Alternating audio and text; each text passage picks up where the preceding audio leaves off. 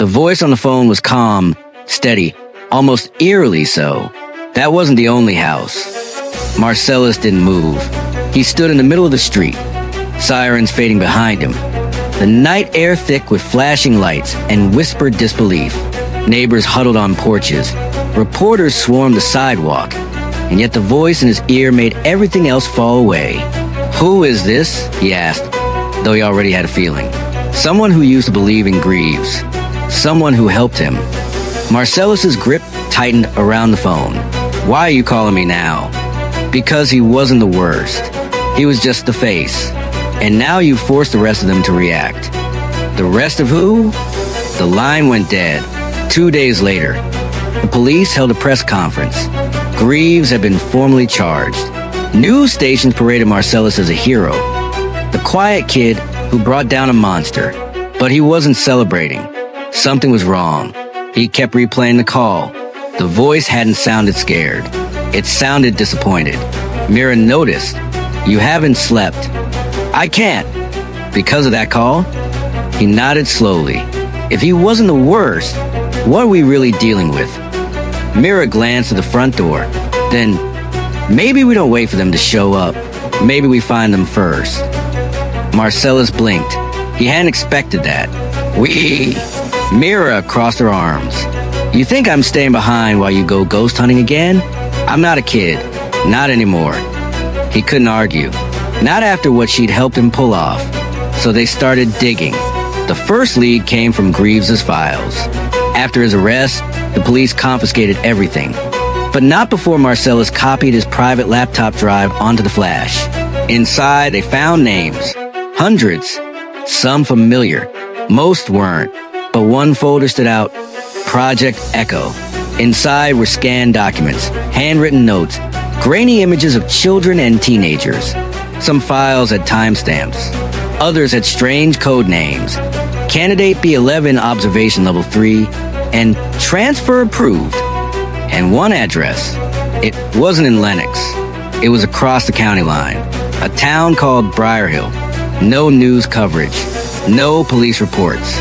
Just a rundown property with a red stamp that read, "Cleared for secondary use." Marcellus zoomed in on the image. The building looked familiar. Mira leaned over.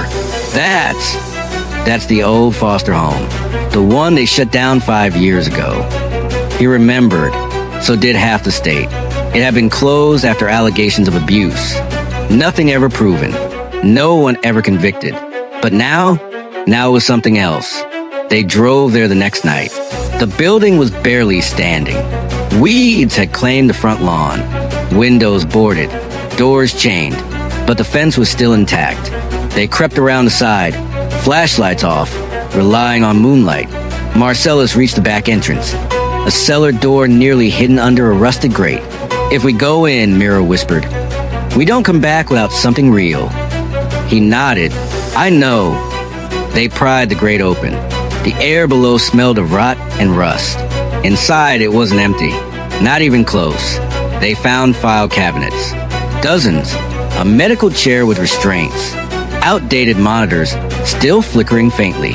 On the far wall, Polaroids. Each one labeled. Each face staring back at them. Some were scratched out. Mira gasped. She pointed to a name beneath one photo. B11 Marcellus Owens. He stared at it. "What the hell is this?" Behind them, a metal door clicked open. Footsteps. Marcellus grabbed Mira's hand and ducked behind the cabinets. A flashlight beam swept across the room. Two voices. A man and a woman. "HQ says we have 72 hours to clear and relocate." The man said, "Then why are we wasting time?" "Because Greaves got sloppy. If he hadn't pulled attention, we'd still be operational." Mira squeezed Marcellus's hand. "They don't know we're here." He exhaled slowly. Yet, they waited until the voices faded into another room. Then they moved. Fast.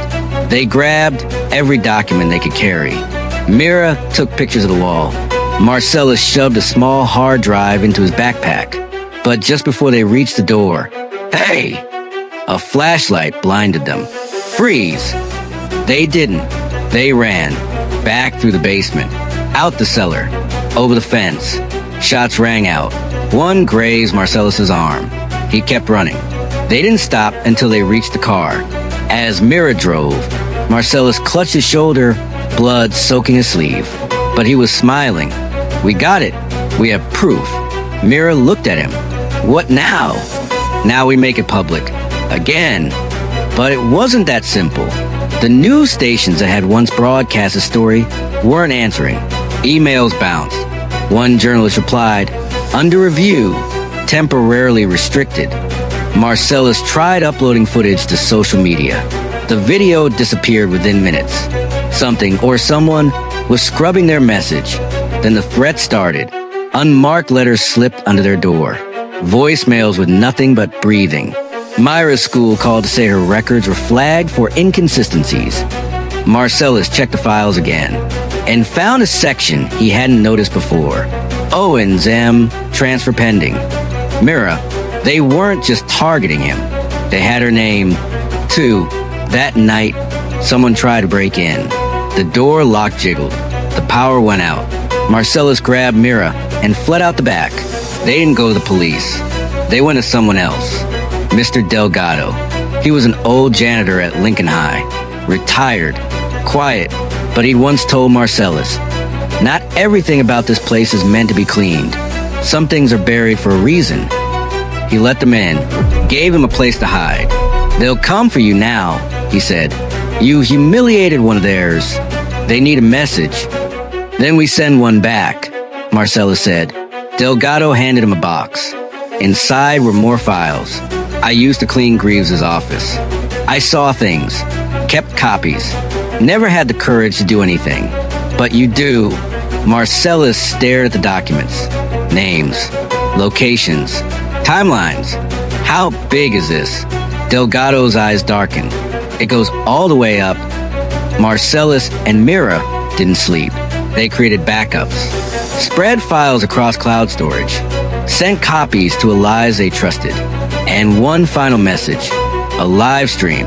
No editing, no filters, just raw footage of the basement, the files, the photos, Marcellus's wound.